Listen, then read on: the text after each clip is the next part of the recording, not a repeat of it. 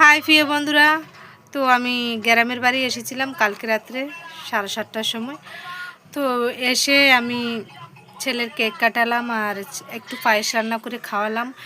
কেননা ওই আমার বাপের বাড়ি ওষুধ চলছে, আমার জেঠু মারা গেছে, তাই ওদের কালসুস, তার জন্য ওরা ধরতে পারেনি, কিছু করতে পারেনি, তাই বলে আমি আর কিছু করিনি।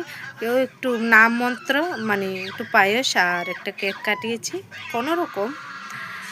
তো তো রাত তো চলে গেছে, এখন সকালে এসে গেছে। সকালে এসে এখন আমি কি করলাম,